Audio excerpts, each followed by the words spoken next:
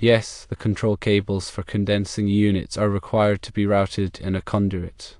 According to the National Electrical Code, specifically Article 300.11, conductors entering or leaving a building shall be protected against physical damage. This statement means that all electrical cables, encompassing control cables, must be shielded from damage potentially inflicted by impact, vibration, or other physical forces. Regarding outdoor control cables, adequate protection is achieved by routing the cables through a conduit.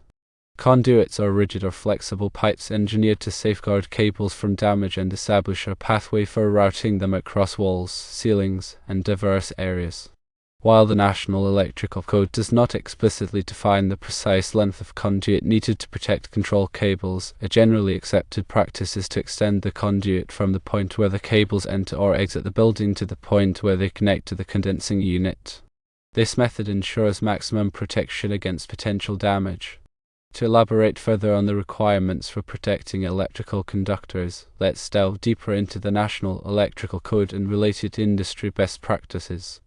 The primary reason for requiring conduit is to provide a robust physical barrier that shields the conductors from a variety of environmental and mechanical hazards. These hazards can include, but are not limited to, physical impact from tools, equipment, or even accidental contact, abrasion from rubbing against building structures or other cables, exposure to moisture, chemicals, or ultraviolet radiation, and damage from rodents or other pests. When considering the appropriate type of conduit for a particular installation, several factors must be taken into account. These factors include the environmental conditions at the site, the type and size of conductors being protected, and any applicable local codes or regulations. Common types of conduit include rigid metal conduit, intermediate metal conduit, electrical metallic tubing, flexible metal conduit, and rigid polyvinyl chloride conduit. Each of these types of conduit has its own unique set of properties and is suitable for different applications. Rigid metal conduit is the heaviest and most durable type of conduit and is typically used in applications where maximum physical protection is required. Intermediate metal conduit is a lighter weight version of rigid metal conduit and is often used in commercial and industrial applications. Electrical metallic tubing is a thin-walled conduit that is easy to bend and install and is commonly used in residential and light commercial applications. Flexible metal conduit is a flexible conduit that can be used in tight spaces or where there is a need for vibration isolation. Rigid polyvinyl chloride conduit is a non-metallic conduit that is resistant to corrosion and is often used in underground or wet locations.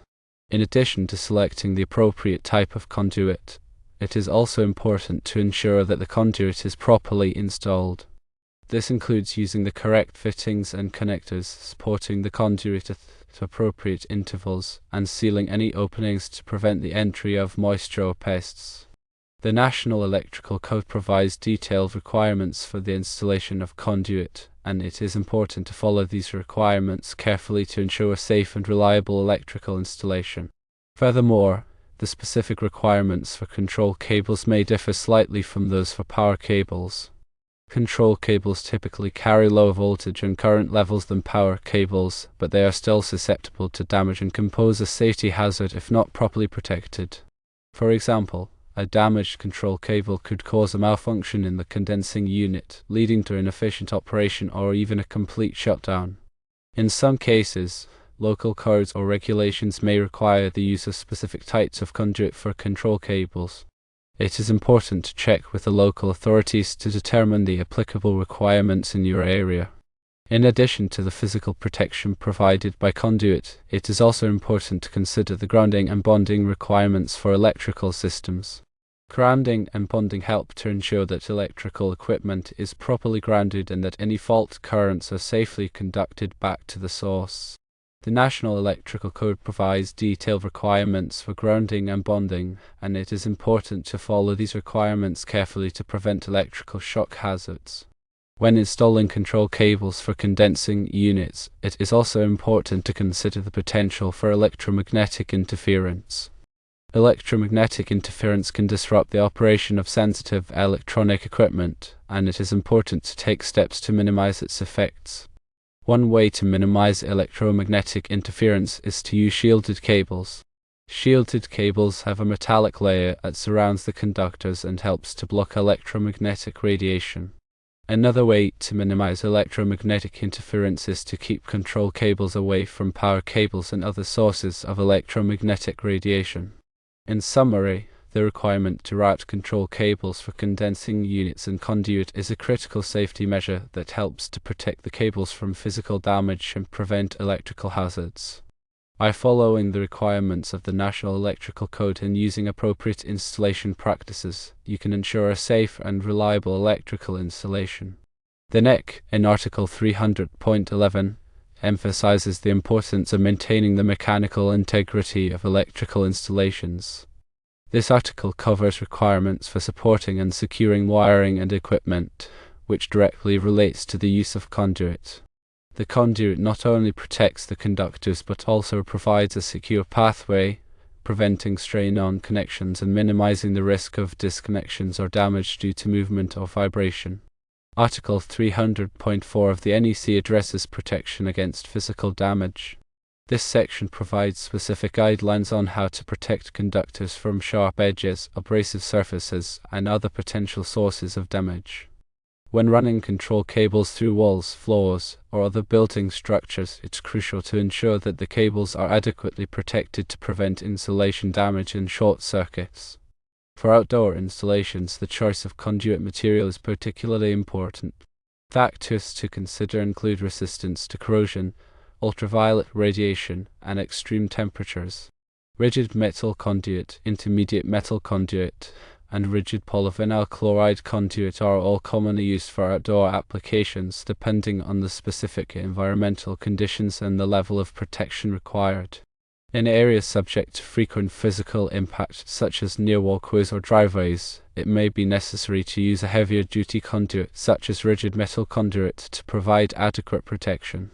In areas where corrosion is a concern, rigid polyvinyl chloride conduit may be a better choice.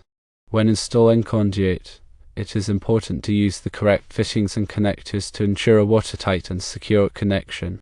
Fittings and connectors should be listed for the specific type of conduit being used and should be installed in accordance with the manufacturer's instructions.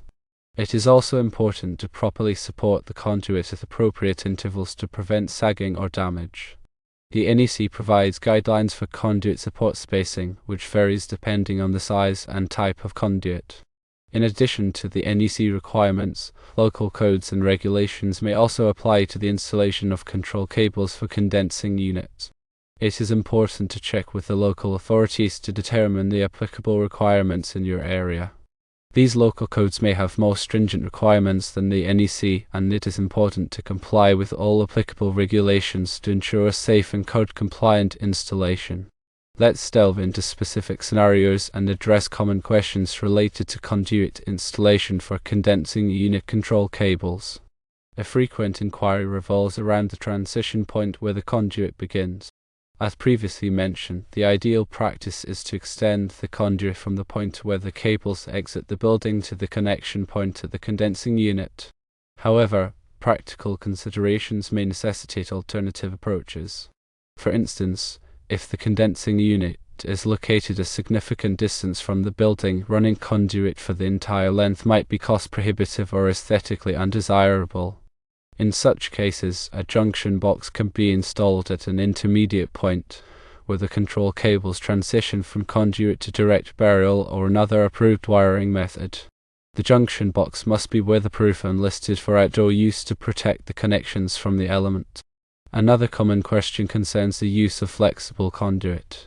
Flexible conduit is often used in short runs to connect the control cables to the condensing unit, as it allows for easy movement and vibration isolation. However, it is important to ensure that the flexible conduit is properly supported and protected from physical damage. The NEC specifies the types of flexible conduit that are permitted for use in different applications. Liquid-tight flexible metal conduit is a popular choice for outdoor applications as it provides a watertight seal and is resistant to corrosion. When using flexible conduit, it is important to use the correct fittings and connectors to ensure a secure and watertight connection. It is also important to avoid overbending the flexible conduit, as this can damage the conductors inside. Another important consideration is the size of the conduit. The conduit must be large enough to accommodate the control cables without overcrowding. Overcrowding can make it difficult to pull the cable through the conduit and can also increase the risk of damage to the conductors. The NEC provides guidelines for conduit fill, which specifies the maximum number of conductors that can be installed in a conduit of a given size. It is important to consult these guidelines to ensure that the conduit is not overcrowded. Furthermore, let's explore the implications of using different types of control cables. Control cables vary in construction, insulation type, and voltage rating. The type of control cable used should be appropriate for the specific application and the environmental conditions at the site. For outdoor installations, it is important to use control cables that are rated for outdoor use and are resistant to moisture, ultraviolet radiation, and extreme temperatures. Some control cables are specifically designed for direct burial, which means that they can be buried directly in the ground without the need for conduit. However, even direct burial cables should be protected from physical damage, such as from rocks or sharp objects. It is also important to follow the manufacturer's instructions for direct burial cables, including the minimum burial depth. In addition to the physical protection provided by conduit, it is also important to consider the electrical protection of the control cables. Control cables should be protected from overcurrents and short circuits by using appropriate fuses or circuit breakers. The size of the fuse or circuit breaker should be based on the ampacity of the control cables. The NEC provides guidelines for overcurrent protection, and it is important to follow these guidelines carefully to prevent electrical hazards. Ground fault circuit interrupters are also recommended for control circuits where the equipment is located outside. Let's delve into the specifics of grounding and bonding for condensing unit control cables. Grounding and bonding are essential for electrical safety and help to prevent electrical shock hazards. Grounding provides a path for fault currents to flow back to the source, which allows the overcurrent protection device to trip and de-energize the circuit. Bonding connects all of the metal parts of the electrical system together, which helps to equalize the voltage and prevent shock hazards. The NEC provides detailed requirements for grounding and bonding, and it is important to follow these requirements carefully. When installing control cables for condensing units, it is important to ensure that the metal conduit is properly grounded and bonded. This can be accomplished by connecting a grounding conductor to the conduit using a grounding bushing or other approved fitting. It is also important to bond the metal enclosure of the condensing unit to the grounding system. This can be accomplished by connecting a bonding jumper from the enclosure to the grounding electric conductor. In addition to the NEC requirements, local codes and regulations may also apply to grounding and bonding. It is important to check with the local authorities to determine the applicable requirements in your area. A final but crucial point to remember is the importance of documentation. Accurate and detailed documentation of the control cable installation is essential for future maintenance and troubleshooting. The documentation should include a wiring diagram showing the routing of the control cables, the location of all junction boxes and conduit runs, and the type and size of all conductors and conduits used. The documentation should also include a list of all equipment used in the installation, including the condensing unit, the control cables, the conduit, the fittings, and the overcurrent protection devices. The documentation should be kept in a safe and accessible location and should be updated whenever any changes are made to the electrical system. By following these guidelines and best practices, you can ensure that the control cables for condensing units are properly protected and installed in accordance with the National Electrical Code and other applicable regulations. This will help to prevent electrical hazards and ensure the safe and reliable operation of the equipment. Remember to consult with a qualified electrician if you have any questions or concerns about the installation of control cables for condensing units. The National Electrical Code is a complex and ever-changing document, and it is important to stay up to date on the latest requirements.